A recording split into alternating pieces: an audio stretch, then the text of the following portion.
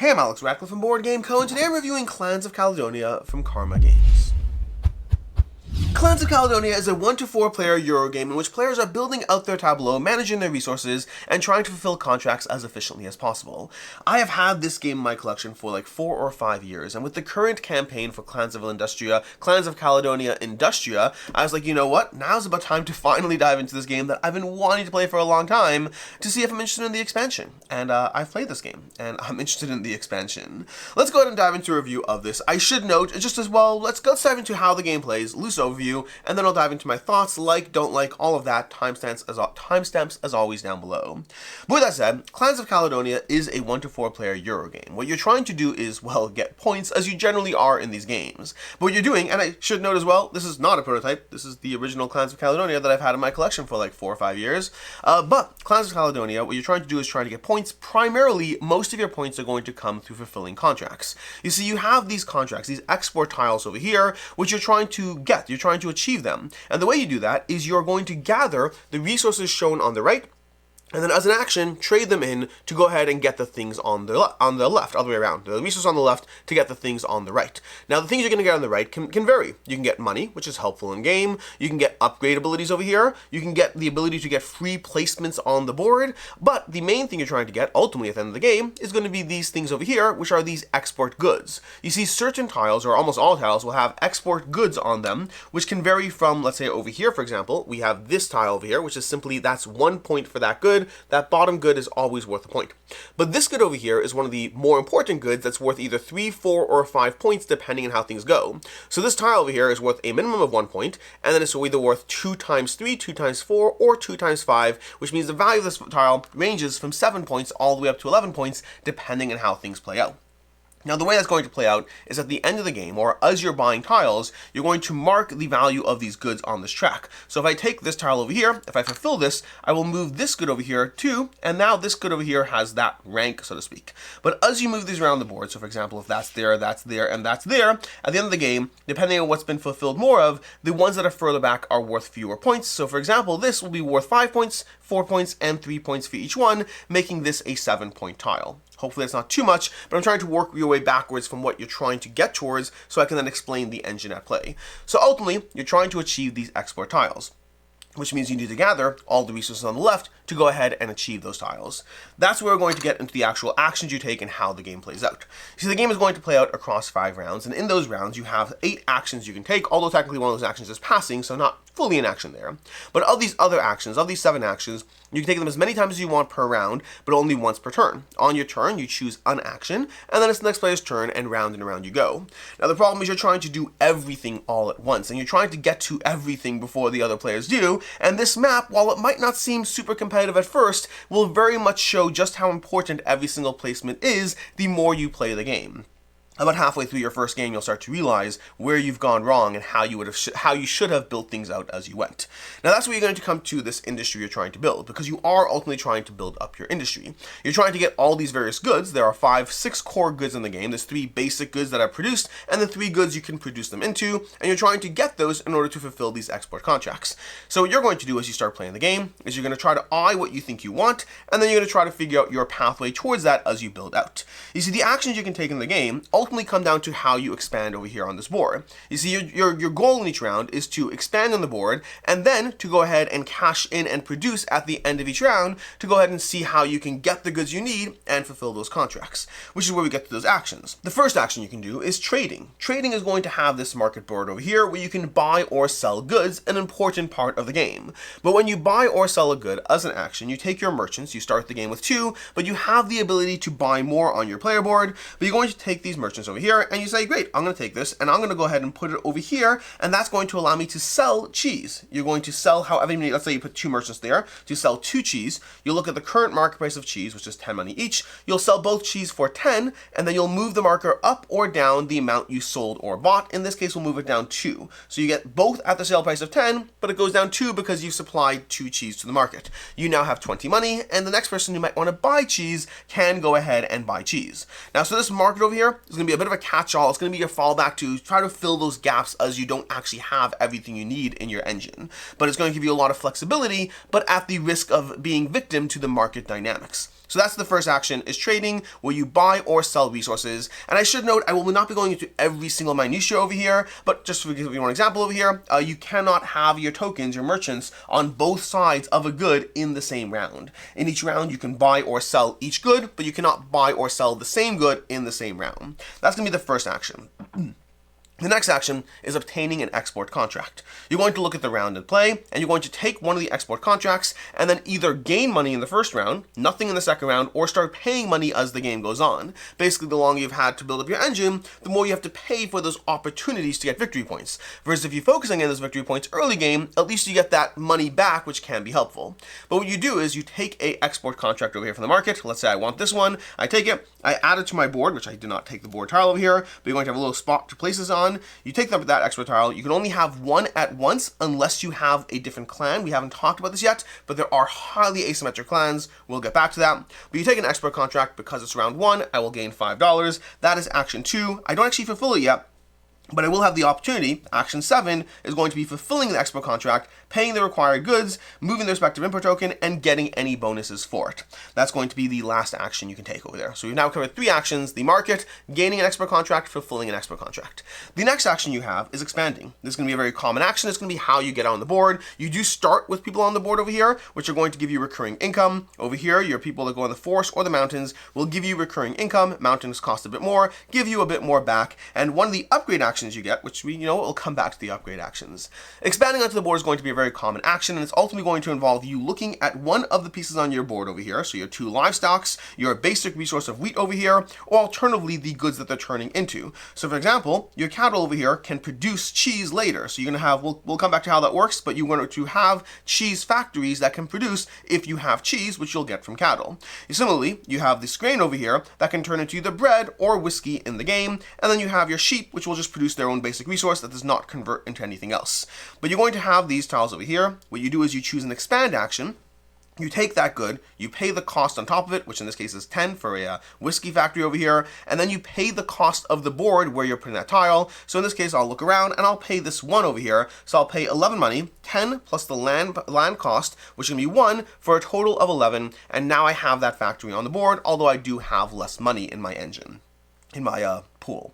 But that's going to be the expand action. Now there's a lot of complexities with expand action. That's the most basic way, but the main area where it's going to get complicated is the idea of your shipping distance. You see, right now I can build this because this is directly adjacent to one of my people, and you're going to start with 2 people in different areas where they don't have to be connected, so you have room for that. But right now I can place this out. It's connected, done, simple enough. But if I wanted to place over here, I couldn't, because over here you're crossing a river, which means you need to upgrade your shipping distance to at least level 1, which allows you to cross rivers. Later in the game, you're going to have more complicated areas where if you upgrade it to the next level, let's say I have that on the board, if you upgrade it to the next level, I can cross a full water tile over here, and then as you upgrade this more and more, you can upgrade full distances. So if I have a level 3 over here, I can actually go ahead and place a piece out all the way on the other side, crossing a shipping distance of 3. That shipping distance is going to be incredibly key, both for your ability to navigate the board, but also for your network at the end of the game. We'll talk about endgame scoring. That's going to be the next action, expand. The most complicated part of it is navigating your shipping distance, and I'll also note there are bonuses you get for going next to other people's tiles. When you place a tile on the board, so right now, let's say if I were to go ahead, I don't have it set up right now, but if you place a tile next to somebody else's production center, so if somebody expands, and then by expanding, they are now next to somebody else's production of any kind, so not your basic workers, but any of the other tiles, you can go to the market and purchase at a reduced cost. You still need your merchants in your pool, you still pay that amount of money, but you can get up to 3 purchases at a reduced cost of either 2 for the basic goods or 3 for the advanced goods, paying less money for those goods up to 3 times, assuming you have 3 merchants, which is why you want to pay a lot of attention to where other players are and how to take advantage of that, because every single discount you get in this game is incredibly key. From there we get to the upgrade shipping action. Well, they have upgrade shipping, upgrade technology. Those are 2 more actions. The way that works over here is upgrade shipping has you paying 4 to increase your shipping distance, which again is going to be how you get that larger network at the end of the game and greater flexibility in game. Upgrade technology is going to be one of these 2 tiles where you pay 10, you flip the tile, and now your various people over here are going to be producing more money for each person. Each person produces 2 more, you pay that cost of 10, which again will pay for itself over the course of the game if you have enough people out. And then lastly, you have the hire a merchant action, where you pay 4 money and you achieve a new merchant into your pool, giving you greater flexibility to take advantage of the market, both for buying and selling. Buying if you need those goods to fill certain contracts you don't have an engine for, and selling when you need to go ahead and turn your contracts, your goods you've been producing, basically taking advantage of the market demand to get money back in your pool, because you will need money. Those are the 7 actions you have. The last action is simply passing, where you pass, you end your turn, you end the round, and you're going to reset yourself on the turn order track, getting a certain amount of money and determining your position for the next round. That is basically what you're doing in a round. Now at the end of the round, you're going to look at all the things on the board and you're going to produce. You're going to be gaining money for the workers you have, more so if you've upgraded your tiles. You're going to be getting basic resources for your various tiles over here, and then possibly converting them if you have those factories in play. So for example, because I have this whiskey factory in play, even if I don't have wheat production, and I should note by the way, wheat is the only item over here that produces 2 per tile. The rest all produce 1. But if I have that whiskey over there, I can produce my wheat into whiskey, and I can do so either with wheat that I've produced this turn, or alternatively I can do so with wheat that's already in my stock, or wheat that I've purchased from the merchants from the market. However I got the wheat, I can go ahead and turn that into whiskey, which will be a higher value good, worth more money in the market, worth more towards the points you get on the export contracts, and even worth more points at the end of the game. But that's the basic cycle of what's going on here. There are a few more intricacies, but the basic idea is you are trying to build out your engine through taking those 7 actions. The primary ones are going to be expanding as you build out your network, taking advantage of the marketplace to fulfill those gaps, and then upgrading the various tiles you need and just getting the positioning you need on the board. At the end of each round, you'll have a production phase where you get to go ahead and take advantage of the things that you've built towards, and then at the end of the game, you're going to go ahead and score points as you fulfill the various contracts, seeing the relative value of those extra goods over there and seeing whether you're getting 3, 4, or 5 points for the various tiles you have. And the last thing, well, there's a few more things to cover, but there's a lot of side details, but the 3 more things I'll cover right now before we dive into the review are going to be end of round scoring, asymmetric tiles, and these tiles over here. So what you're going to have is you're going to have end of round scoring. At the end of each round, you're also going to have the opportunity to score points based on fulfilling certain scoring criteria. So for each of these things you have, you get those points. It's a nice way to get a chunk of extra points in the game, and something you definitely want to pay attention to, because if other players are and you are not, well, you may find that is how they win the game. Secondly, you have these tiles over here, which will be on the corners of the board, and these tiles, once you're within shipping distance of them, which again could mean direct adjacency, or at times it can mean close enough, connected by whatever, but you're going to go ahead and get benefit from these tiles where you can take your action as a free action once per round, well, once per game as a free action. You can place this out over here and take advantage of whatever the ability is. They might be things like getting more goods, adjusting the market track, different abilities that will give you different things you can gain, but it's only once per each of those tiles. But that will give you a bit more motivation to expand into the corners of the map instead of just working your way towards the center for that largest network. And then lastly, we have the asymmetric tiles. The asymmetric clan tiles. Basically, there's a bunch of clan tiles in the game, and they give you highly asymmetric abilities that will drastically change the way you play the game. So for example, right now I have Clan Robertson over here, or Robertson, which this one is going to give me a discount of either 3 or 2, depending on the player count, whenever I build on next to a river tile that goes into a lock. What I'm going to have is I'm going to have a discount on those. So I'm incentivized to build next to these and look at the map and try to figure out the positioning and try to jump around the board, constantly being next to river tiles that flow into locks in order to benefit from those discounts. It also means that I might be more incentivized to go ahead and pursue a strategy where I produce livestock and then sacrifice that livestock because I can keep putting it out at a discount comparable to the other players. So my dynamics, my currency of the game is slightly different. My strategy is going to be different than the other players as I play. That is basically how you play the game. I am leaving out a few details here and there, but for the most part, that is how you play a game of Clans of Caledonia, which means now it's time to dive into my review with what I like, don't like, and can see others not liking, starting off with what I like. And the biggest thing is going to be, well, not the biggest thing, there's so many things over here, but let's start with the fact that this is an incredibly simple rule set relative to the game's complexity and depth. Now, I want to be clear here, when I say incredibly simple rule set, I do not mean this is like a game like Patchwork or anything like that. There's definitely like 13-ish pages of rules, but honestly, I think it's less than that because of like solo stuff and other things. There's not a ton of rules to what's actually happening in this game. The amount of what you have to learn to figure this out relative to the game complexity simplicity and depth and satisfaction of it is an excellent ratio, which I found some of my favorite games in my collection tend to fall into that. When I was playing this game for the first time, I was thinking of El Grande, which is a game, very different game by the way, but it's a game that to me, again, that area control aspect and the simplicity of the actual game relative to the depth of what you're doing, incredibly powerful combination, and I tend to appreciate that. As much as I enjoy a good game that gives you a ton of things to manage and a lot of intricate things that weave together, sometimes you don't need all of that layered depth in order to produce a game that is incredibly satisfying, and this has a very good ratio of satisfaction to game complexity that I appreciated off the bat.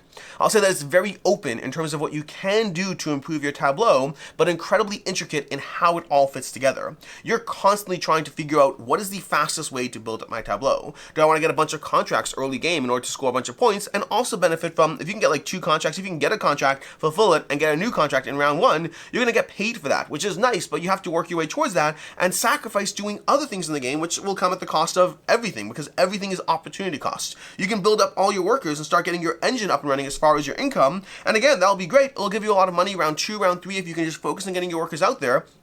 But again, it comes at the cost of building out your network and your production. You can try to go ahead and get those upgrades. These upgrades are all incredibly satisfying and give you a lot of flexibility. Being able to buy more at the market, taking advantage of lower prices as people sell things off, because everyone's going to have their own engine. And that's a big thing as well, because this game is surprisingly interactive. Despite the fact that all players are working on their own engine, doing their own thing, it is surprisingly interactive in a variety of ways. From the map placement, you're going to constantly be looking for connections of being able to get next to other players to be able to take advantage of lower goods. From the market prices, because again, you pay attention to the market and how others are playing the game. If other players don't have an engine of income and they have to focus on producing and selling goods, then you want to get as many merchants as possible, try to build next to them, and frequently take advantage of lower market prices, which they will be because they've been selling their goods, and also the more merchants you have, and also the adjacency to be able to get your goods at a much lower cost than other players. But obviously, if they aren't doing that, if other players are doing that instead, you might want to go in the reverse direction, taking advantage of being able to sell. The market is going to force you to be interactive. The board is going to force you to be interactive. The strategies others are pursuing are going to force you to react to those strategies in surprisingly simple and yet, again, incredibly strategic ways. So this game is much more interactive than it might appear at first glance. The clans, to me, are one of my favorite parts of the game, possibly my favorite, and I'll tell you why, because the clans, it's not just about the asymmetric abilities, which I love powers and abilities, and that's always, and again, if you watch this channel long enough, you've heard me say powers and abilities a lot of times. But this game has powers and abilities, but the biggest thing for me is the asymmetric powers are so vastly different that they force you to pursue different strategies every single time you play the game. Every single clan is going to completely adjust the way you interact with this same rule set. So again, you get the rule set, you get the game, you start playing it, but if I have one clan versus another, I'm going to be doing vastly different things. Clan Robinson is going to, again, reward me for going ahead and being able to place different places on the board. There's going to be a clan that gives you the ability to get extra export contracts. You're going to want to get those into your engine. There's going to be all kinds of different levels of production adjustment, placement adjustment, just game-breaking rules. It's like a clan that gives you an entirely new type of unit, these fishermen that wander across the rivers. Every single clan is vastly asymmetric and forces you as the player to re-examine the way you want to approach the game, which to me, the ability to approach a same game with a new set of eyes depending on the circumstances of play, that's what keeps a game fresh for me. And this game, for full transparency's sake and all that, I've only played this game for the first time maybe 3 days ago, 4 days ago, but I've already gotten several plays, and I've already gotten 3 plays of it because it's been so satisfying, and those merchants keep the game. I've had a different clan every single time, not merchant, different clan every single time I played, and it's incredibly intricate in the way it changes the entire game as you play it. And that also adds to the fact that I love playing the game and I don't care about my score at all. And I don't mean that in a bad way, I mean that in a good way. I'm so invested in what I'm doing and how I can take advantage and build up my network that I've had games where I've won, which was nice, but I've had games where I lost by like 60 points and I was like, I wanna try to take advantage of this clan again and figure out how to do things. I'm just invested in how well I can make the puzzle work. And of course we're competing, like I said already, it is interactive and you are obviously trying to get better score than the others, but this is not one of those games where I'm like, I lost, I care about that. I'm just satisfied with the ability to make all these pieces interact as cleanly as they do and try to figure out my own pathway to victory within this engine.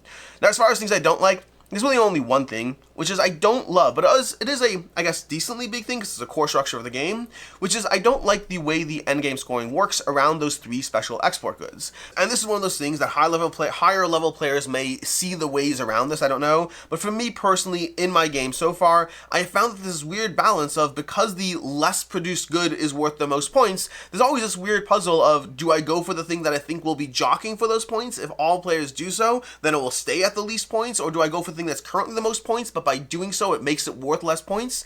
I find that puzzle, and again, there is a puzzle there, but that puzzle of trying to jockey for the thing that is the least production of in order to get the most points, which then makes it worth less, I found that puzzle a little less satisfying and just a little bit like, okay, I'm gonna do this and we'll see where things end up, but I have less control over that because as you chase the thing that's worth more, it inherently becomes worth less. So there's a bit of a market dynamics at play. I would just say for myself personally, I found it less satisfying and I was like, I'll go for a disparity of products and call it a day. Secondly, I guess one more thing as far as things I don't like, which is this game does play better at higher player counts. A 2-player game is going to have a lot less board positioning and jockeying for things than a 3-player game. I think the difference between 3 and 4 is not as meaningful, and I should note I've played this at 2, 3, and 4 players, but I think that 3 and 4 was, again, I think a 4th player does add a degree of map positioning that's going to make it tighter, but even at 3 you already have that level of interaction. At 2 it's going to be a much looser game. It can still be satisfying, but I don't think it's a game that I'd be returning to at 2 players, I guess without exceptions. And I should note, I don't know what the expansion Industria actually adds. I know it adds a bunch of modules, but I have not played with that at all, and I don't know enough about it that I don't know if that's going to change that 2-player opinion. As far as what I can see others not liking, there's a few more things over here. First of all, it can be very easy to be lost at the start of your first game. Now, this is one of those first game problems. You get a rule set, you understand what you're working towards, and then you're like, I could do a lot of things, what do I do?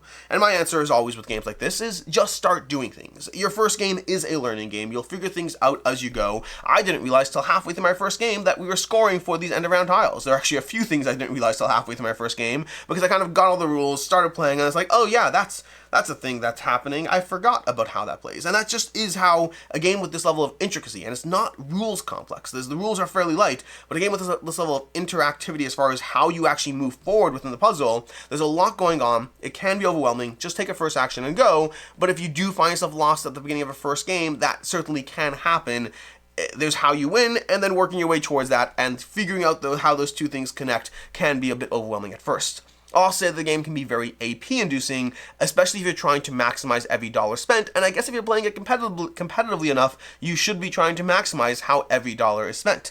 Basically, you're going to be constantly looking, okay, I have 37 money this round, I'm trying to do these 3 things, if I can place this and do that, that'll cost me 17, if I take a contract, that'll give me 5 back, that will give me enough, I can go to the market, but only if that good changes. There is a lot of mathing out how to get the most out of every single dollar, how to get the most out of every single good produced, how to get the most of the fact that if you have a factory and you don't have a good for that factory, that's wasted potential. And so you will constantly be trying to min-max every single turn. Turns can be quick if players know what they're trying to do and just work towards it, but they can experience slowdowns when you have those moments where somebody is trying to min-max out their whole plot for the round and just taking time on it. So you certainly can have AP-inducing turns in this game.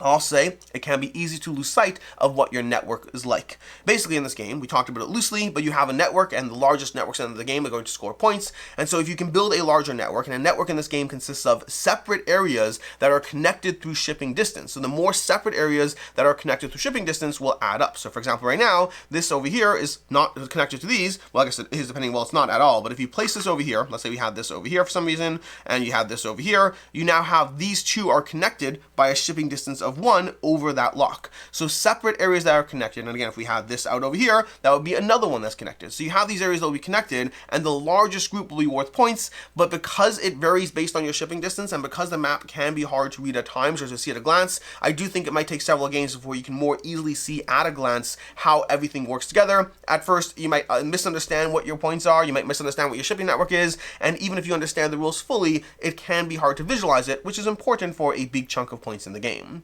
And then lastly, and arguably most importantly, the clans can be not evenly powered in the game. Meaning, I love the clans. I think it's tremendously fun. And as somebody who's not going to be playing this game hundreds of times, I'll be playing this game for fun, enjoying it. But that's not an issue for me. The fact that one clan might be more powerful. Like I said already, I'm not even trying. Well, I'm trying to win, but I don't care if I win. I'm trying to explore how I can take advantage of the strategies. But if you are focused on a balanced game, the fact that Clan Ferguson might be better than Clan Robertson, depending on the game, and also depending on the game setup, depending on how the board is set up, you'll have different clans having different levels of strength. Now, one thing I do know higher players do is you can have an aspect of setting up the clans, setting up the map, and then having players bid for those clans, which will even out that aspect. So instead of just choosing based on turn order, you'll bid for the clans, and that will remove the luck aspect of a clan being more powerful. So there is an answer for that, but again, I think this is only really a problem if you're playing at a much higher level. I don't think the clans are obviously imbalanced, I just think they can be imbalanced. As far as final thoughts on Clans of Caledonia, I am annoyed at myself for having this game in my collection for years and having not played it. Which, granted, there always will be those games that just haven't gotten tabled, but this is one that I've been wanting to table for a very long time. The new Kickstarter inspired me to finally actually prioritize tabling it, and it is an incredible experience for me. I don't know what it is about, I mean, maybe it's just, again, that rule simplicity to game complexity, but this game is relatively easy to teach in the big scheme of these giant Euro games. Like, again, there's so many complex Euro games that have so many moving parts that are such a chore to teach but can be very rewarding, and this isn't that. This is fairly easy to teach relative to these giant games, and it gives you so much complexity and interactivity, so much that's going on that you're trying to juggle and piece together, and so much replayability in the way the clans completely change up the way you score. There's that hidden interactivity between the players that's not necessarily obvious at first, but there's a lot of paying attention to what other players are doing, as well as where they are on the map in order to maximize things, and it gives me an incredibly satisfying experience. This game is an absolute gem for me. It's a 5 out of 5. I am having so much fun with this, and I'm eager to dive in again already. I'm currently in the middle of 2 games on Board Game Arena as we speak, in addition to being able to table this. This is I'm having a lot of fun with this game. I like it a lot. I can see why it's in the top 100 games of BGG. I think it's like 67-ish, something like that. And I'm annoyed at having not played it until now. It's an excellent experience. As far as other game recommendations, first of all, El Grande I mentioned already. The games are totally different, but for me, this game kind of felt like discovering El Grande. Every once in a while, you find an older classic game. El Grande is much older, and you're like, oh, once upon a time, you had these elegant, simple games that were incredibly satisfying. I think as time goes on, as game design goes on, as more games exist, sometimes you need to add more moving parts to be unique and cool. And again, you can have a great game with a lot of moving parts, but I love it when I discover an older game that the simplicity, elegance, depth, and just sheer brilliance of it result in a great experience. And this game, while playing it, reminded me of El Grande. And then secondly, and this one's an interesting one, because the other game I'm going to recommend trying out is Terra Mystica, or honestly any game in the Terra Mystica universe, Gaia Project, Age of Innovation, all of those. And this is an interesting one for me because I don't love Terra Mystica. I've enjoyed Terra Mystica. I've enjoyed Gaia Project. I have not fallen in love with those games. And yet, at a surface level, they have a lot of the same similarity in how they work. Like, I can see a lot of the DNA of these games in that. And I don't know what it is about one versus the other. For me, I love this game, and I've merely enjoyed Terra Mystica and Gaia Project. And yet, they have so much shared DNA that I think I have to recommend it as something to try out. If you like those games, you should try out this game. If you like this game, you should try out those games, with the recognition that for me, they're still very different in the way they feel.